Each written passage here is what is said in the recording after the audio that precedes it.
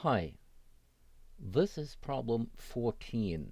The last problem, number 13, when we used John the Ripper to crack a password, it took us over 20 minutes. We're not going to spend that much time on this one. Anyway, this one is called strings and it's under general skills. As you've seen from before, when something is under general skills, it's usually because it's an introduction to commands, or let's call them small programs in Linux, which are common knowledge when using the terminal and will help you out on your way through capture the flag competitions, and strings is such a command.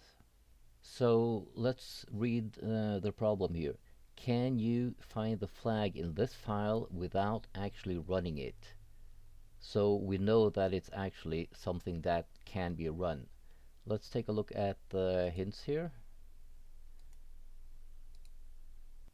And this is the manual page for strings. You can get the same thing in the terminal if you type in man strings.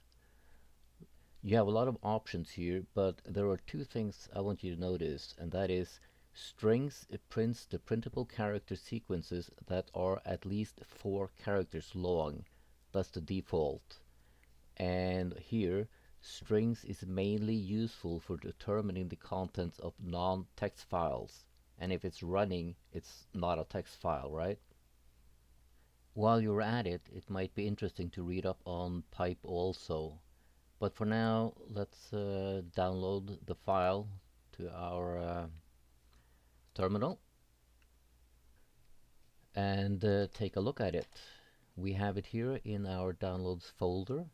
There's one more command I'd like you to learn, and that is file. Manual page for file. And it states right here, determine file type, which could be interesting. Q to quit. And file strings. Strings as the name of our file here. And we see here it's a binary and it's an executable here.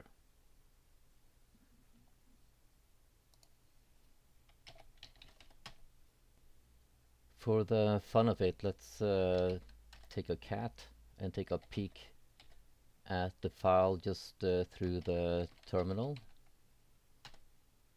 And that's a lot of information here, which is not really that understandable because it's an executable file.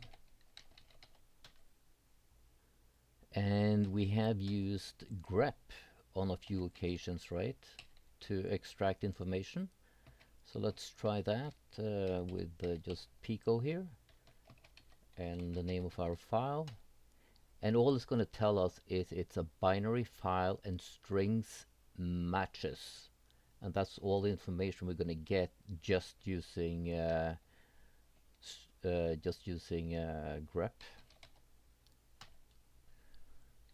So we kind of know that we need to use strings. What might be a little confusing here is that the program or command is called strings, and so is our file. And we use strings as a bonus on one of our first problems, which didn't contain that many lines of text. But let's try this now. So we're going to type in strings as the command and strings as the file.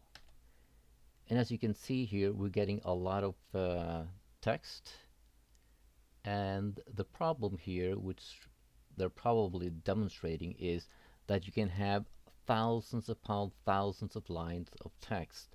So we're on the right track, but we need to do something more here, right? So we are getting the correct information out of strings. It's just that we need to do something more. We have to add something here. So to begin with, let's do what we did, strings. And then we're going to use something that's called pipe, which is in the next problem. It's on most keyboards, at least American keyboards. I think it's the key that's above the tab key. That's the pipe signal.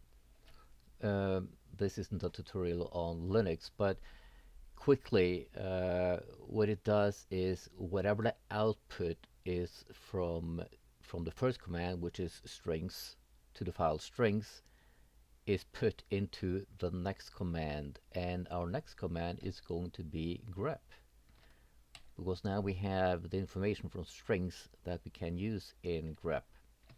And we are going to just ask for pico here and enter, and that is our flag that we're going to copy.